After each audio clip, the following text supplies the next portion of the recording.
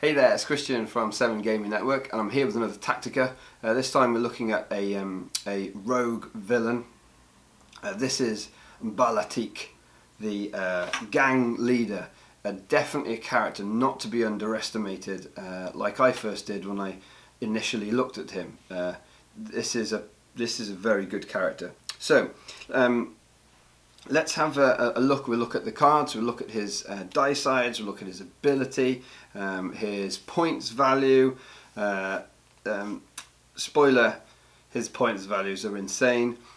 His role on the battlefield, how we're going to use him, and then some decks that we can find him in. So first of all, let's have a look at these die sides. Okay, so he's a ranged damage character, but he kind of needs a bit of a hand, because he's got one straight up, but then he's got a +2, a modded side. So with a 3 output, that's fairly average across many characters and the damage that they can output. But that +2 is a little bit awkward. So it's making him a little more inconsistent than others with purely black die sides. So he's going to need a hand. Now, he can have a hand by being the elite version. If you've got 2 of his dice, then clearly you've got a little bit more chance of getting that damage to hit, but it's still not much. So this is a character who really benefits, I think, straight away we can see, by having other ranged characters on the table with him, who are going to be bringing the black the black ranged sides to make sure that his modded sides get to go off. Now, focus. He's got a focus on. That's really good. We always like focus. Focus is a very useful ability, a very powerful ability. So this can help him to, if you've got the elite version, add his +2 to a bunch of ranged damage. Otherwise, really, I feel like it's there to sort of aid the other characters that he's with, because it's a bit awkward, of course, when you've got your own focus on that character, if you're wanting him to be the one who's bringing damage, because you've got to use that focus die, and so that's a bit awkward. So this is a character, I think, again, that works a little better when paired with, or we can see because he's got focus, he works better when paired with others that can also bring the damage to the table. He's going to help them. Now, the next side is a shield. And often we can be a little bit down about shields, but I think this is really quite helpful for this character. They've almost acknowledged that he's squishy. He's only 8 points of health.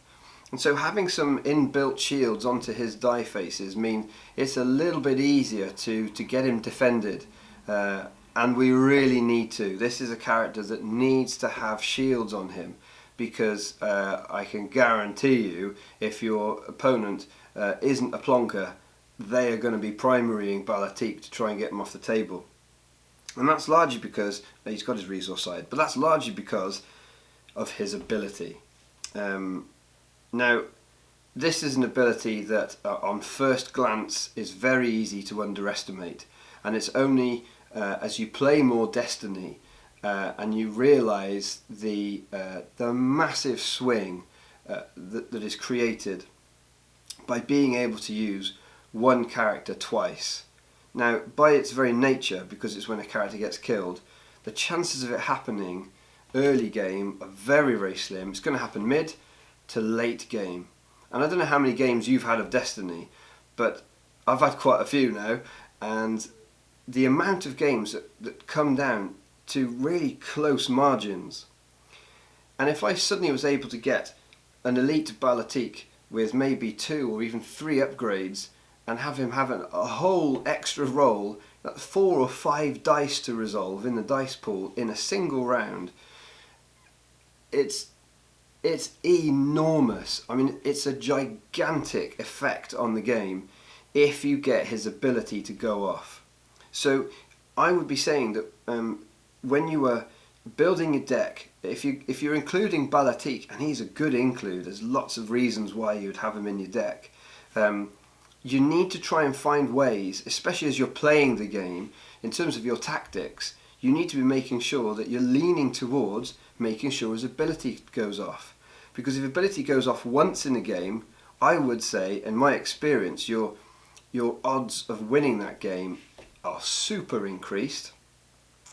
And if you get it to go off twice, because they're playing a 3-character deck or even a 4-character deck, I mean, he's going to munch a 4-character deck to pieces, because you're going to get deaths. I mean, a 4-character deck is going to really struggle to end the game with having had no deaths. So if you use Bala Tik right, you're definitely going to get one of those extra activations, and that's going to push you way towards winning, because you've just turned, in a sense, your 3-character deck, if you're using him in a 3-character deck, or your 2-character deck into a 3, or your 3 into a 4, when you haven't paid points for that.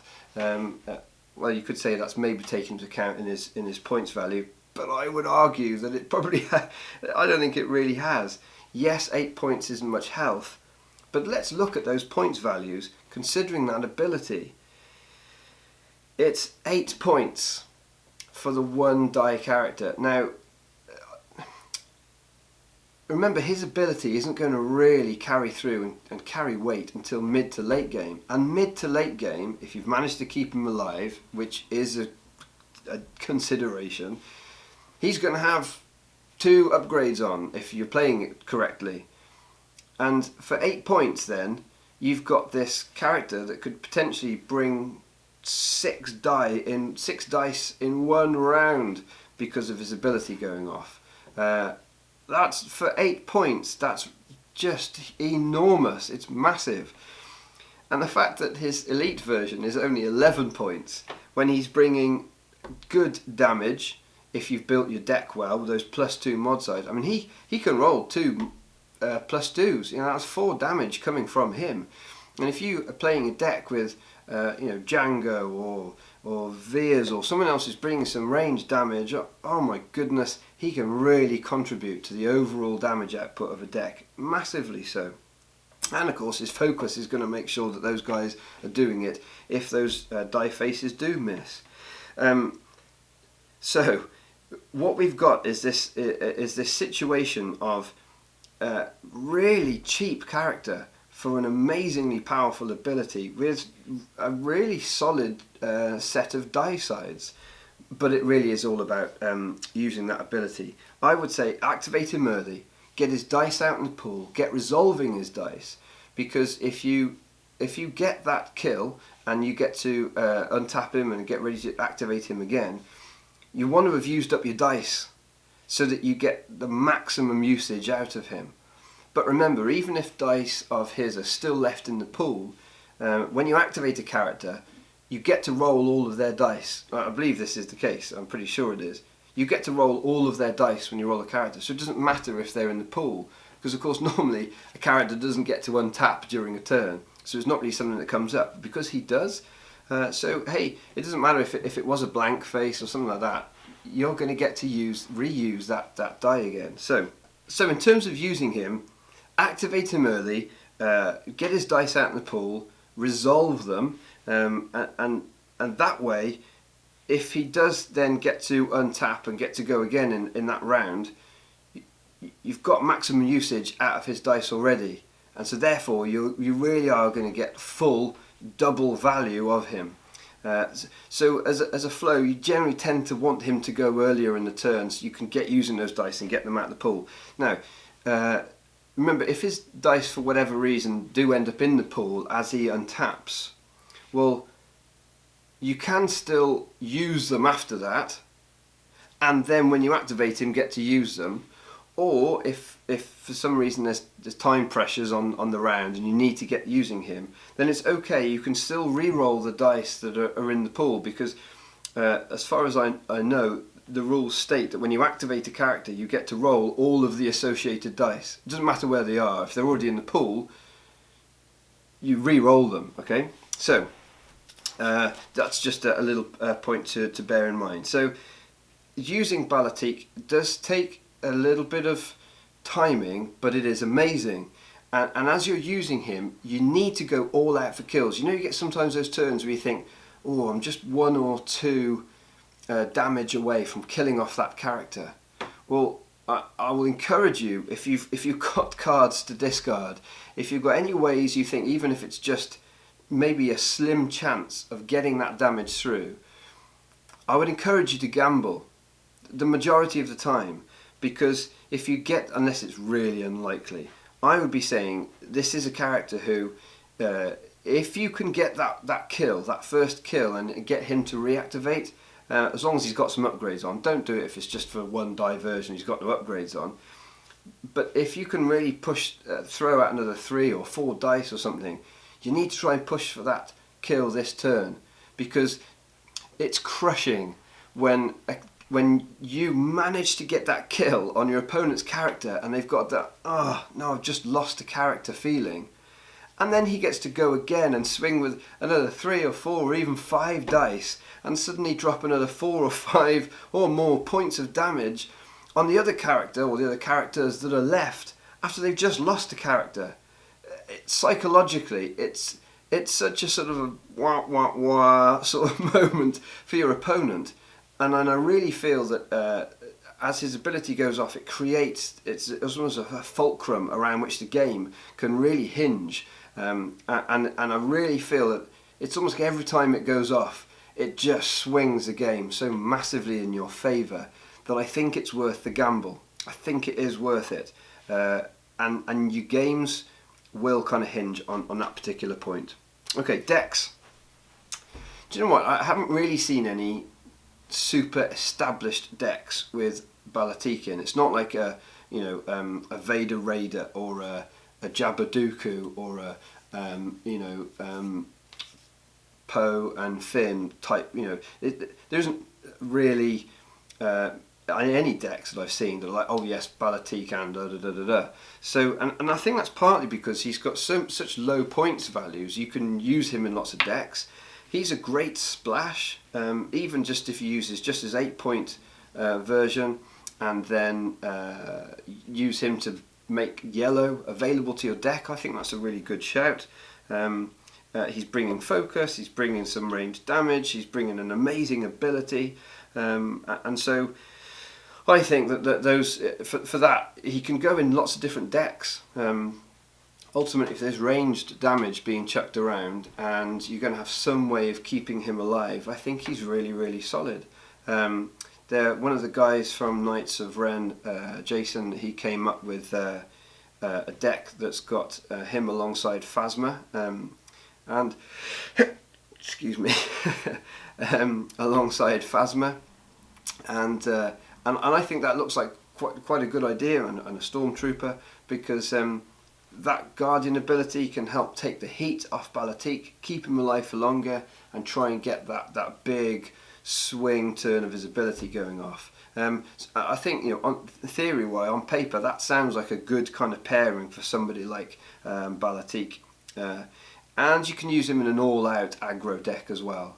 If you're pairing him with somebody like Django, and there's lots and lots of damage on the table, or I've seen Django and Jabba with him, and then using the cheaper versions of those.